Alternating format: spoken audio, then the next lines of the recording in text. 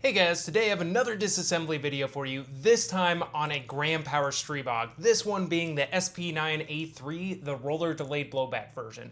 So let's tear into it, see how it works, and also compare it to the B&T APC9, which it is often compared to and referenced as a copy potentially of. Alright guys, so we can go ahead and start out by popping out our Grand Power Stribog magazine. And then the first thing we're going to do is going to be very AR-15-like. We have two push pins. Realistically, you only need to remove the rear one here. They do get a little bit tight, so I am going to use a punch on this guy to go ahead and press that rear one through, at which point your upper and lower receiver will hinge apart. Now, you don't necessarily need to remove the lower receiver entirely to maintain it.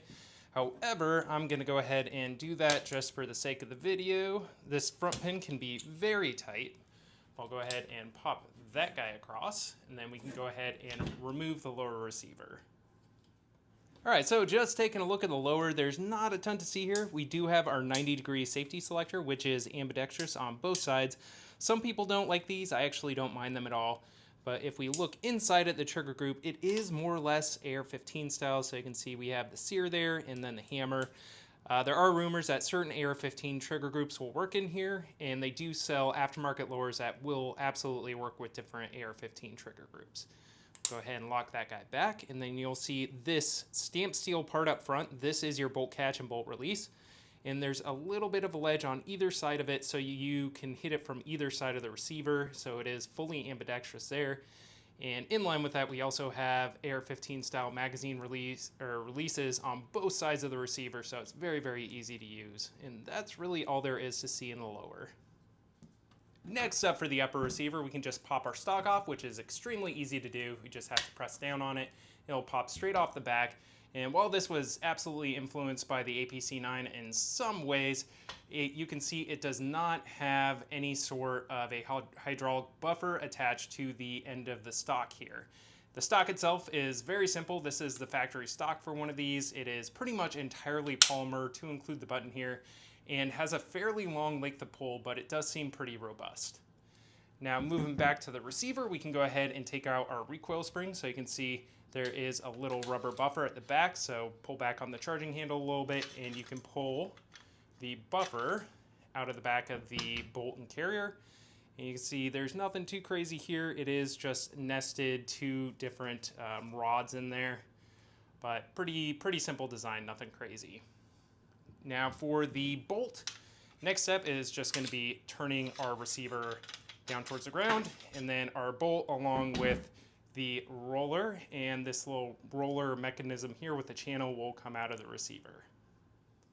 Now real quick, I want to demonstrate how the roller delay blowback action works on one of these. So you can see we have a couple of components here. Up front is a little weight, and you'll see this is actually marked on the side here, US.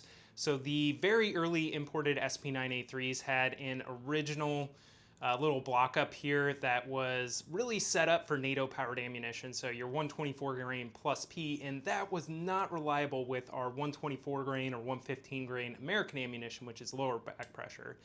So they had to introduce a new block here, which essentially had a different angle on it. So if I go ahead and just let this pin, our roller, drop through, so this is what is actually bearing on the two lugs on the inside of the receiver to delay the action opening.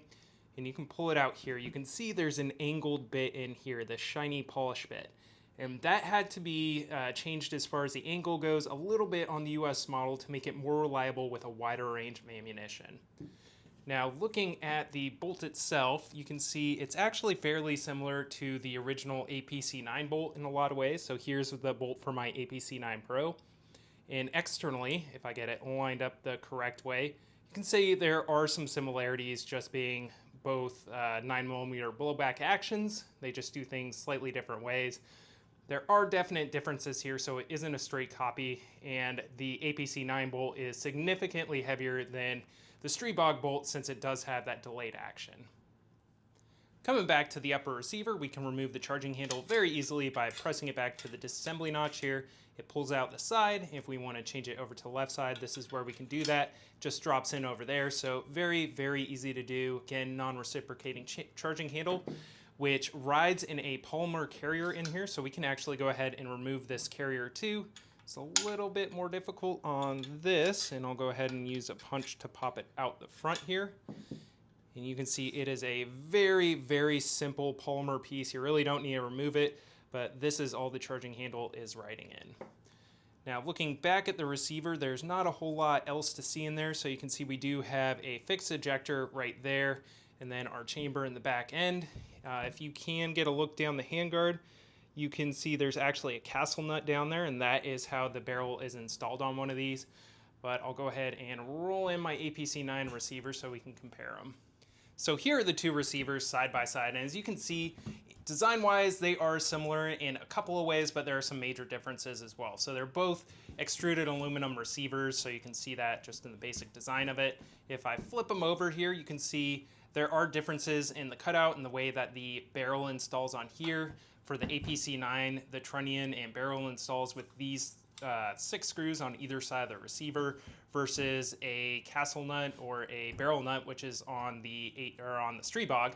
So that's a little bit different. Some of the similarities though, you can see they both have a fixed ejector in there which attach in a fairly similar way on the side of the receiver, which is kind of necessitated by the design that these both use. But overall, they are fairly similar in quite a few different ways. And of course, the Stribog does have the original flip-up iron sights. Now, the Gen 1 of the APC9 also had flip-up iron sights, which were almost identical to these. So that's another way that they're similar, but again, there are some pretty major differences.